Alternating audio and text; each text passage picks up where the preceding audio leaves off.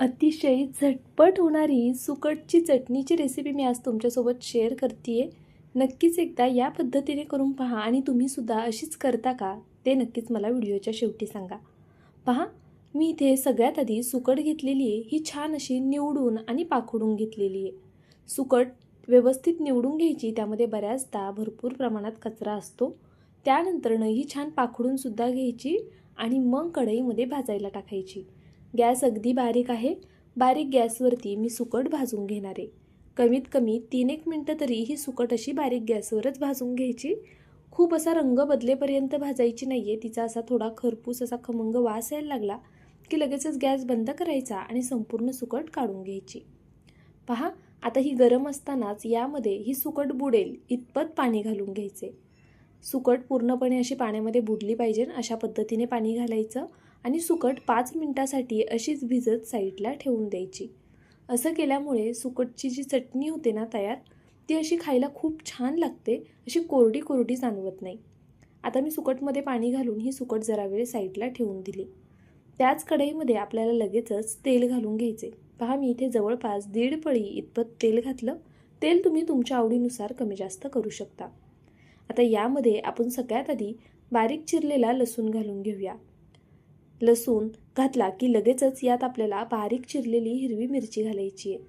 हिरवी मिरची तुमच्या आवडीनुसार कमी जास्त करा. आम्ही थोडी जास्त प्रमाणात हिरवी मिरची घातली आहे, कारण सुकटची चटणी थोडी झणझणीत असेल ना तर खायला खूप जास्त छान लागते. पण तुम्ही तुमच्या आवडीनुसार मिरचीचं प्रमाण कमी जास्त करू शकता. मी इथे जवळपास 4 ते 5 मिरच्या बारीक चिरून घातलेल्या आहेत. आता पहा, गॅस इथे मीडियम आहे आणि आपली मिरची थोडीशी परतवून झाली, तिचा कच्चेपणा गेला की मग 2 मीडियम साईजचे कांदे मी इथे बारीक चिरून घेतले होते ते घालून घेतले.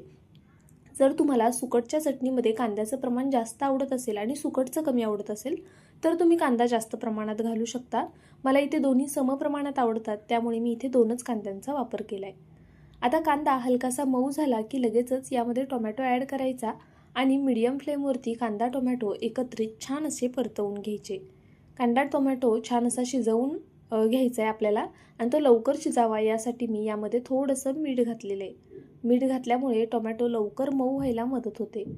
तर पहा, इथे आपला कांदा परततोय तोपर्यंत सुकट छान भिजलेली आहे. आता 5 मिनिटाच्या वर ठेवायची नाही, 5 मिनिटं खूप झाले. अगदी व्यवस्थित अशी भिजलेली आहे. पहा, छान अशी टम्म फुगलेली आहे. अशा पद्धतीने ही सुकट भिजली की यातलं फक्त पाणी निथळून घ्यायचं. सुकट पिळून घ्यायची नाही आपल्याला, फक्त याचं पाणी निथळायचं आहे अशा पद्धतीने. तर पहा, यामध्ये आता बऱ्यापैकी अजूनही ओलावा आहे, पाणी आहे सुकटमध्ये. मी फक्त निथळून घेतलेले आहे. आता सुकट साईडला ठेवून देऊया. तोपर्यंत पहा, कांदा आणि टोमॅटोसुद्धा छान असे मऊ झालेले आहेत. पाहू शकता तुम्ही, कांदा व्यवस्थित शिजला आहे आणि टोमॅटोसुद्धा असा गळालेला आहे. आता या स्टेजला आपल्याला यामध्ये मसाले घालायचे आहेत. आपण आधी हिरव्या मिरचीचा यामध्ये वापर केला आहे, त्यामुळे मी लाल तिखट वापरणार नाही आहे. इथे सगळ्यात आधी धना पावडर घालून घेतली, अर्धा चमचा. त्यानंतरनं थोडीशी हळद घातलेली आहे आणि रंग छान यावा चटणीला यासाठी बेडगी मिरची पावडरचा वापर केला आहे. तुम्ही बेडगी मिरची पावडर स्किप करू शकता आणि फक्त हळद आणि धना पावडरसुद्धा घालू शकता. तुम्हाला हवं असल्यास तुम्ही यामध्ये मटण मसाल्याचा वापर करू शकता, पण सुकटच्या चटणीमध्ये मला जास्तीचे मसाले आवडत नाही. फक्त असा हिरव्या मिरचीचा आणि थोडीशी धना पावडर, रंग छान यावा यासाठी बेडगी मिरची पावडर आणि थोडी हळद घातली. हे बेसिक मसाले घालून सुद्धा ना ही चटणी अप्रतिम होते, खायला खरंच खूप जास्त छान लागते. आता मी यामध्ये सगळी ही सुकट घालून घेतली आणि आता सुकट घातल्यावरती गॅस आपला मीडियमच आहे. मीडियम फ्लेमवर मी यामध्ये मीठ घालून घेतले आणि आता हे परतवून घेऊया. पहा, आपण आधीसुद्धा मीठ घातलं होतं, तर आत्ता मीठ घालताना थोडं बेतात घाला. चटणी सुकटची तयार झाल्यानंतरनं ह्याची क्वांटिटी थोडीशी कमी होते, तर त्यानुसारच तुम्हाला इथे मिठाचं प्रमाण ठेवायचं आहे. पहा, आता मी हे सर्व छान असं एकजीव करून घेतलं. यामध्ये खूप महत्त्वाचा एक जिन्नस मी नंतर ॲड करणार आहे, त्यामुळे व्हिडिओ नक्की शेवटपर्यंत पाहत राहा. आता यामध्ये पाणी वगैरे घालायचं नाही आहे, कारण सुकटमध्ये ऑलरेडी पाणी आहे, तरी सुकट खाली लागणार नाही. गॅस मी बारीक केला आहे, झाकण ठेवलं आणि एक 2-3 मिनटासाठी छान अशी वाफ काढून घेतली. पहा, आता आपण हे मिक्स करून घेऊया. साधारण 3 ते 3.5 मिनटं फक्त आपल्याला वाफ काढून घ्यायची आहे. सुकट शिजायला काही फारसा वेळ लागत नाही. आपण ही आधी भाजूनसुद्धा घेतलेली आहे आणि ही पटकनी शिजलीसुद्धा जाते. पहा, ही सुकट आपली बनून तयार झालेली आहे. आता यामध्ये अर्ध्या लिंबाचा रस घालूया, ज्यामुळे सुकट अतिशय चविष्ट लागते. खूप चटपटीत अशी ही सुकट तयार होते आणि ही खायला खरंच कमाल लागते.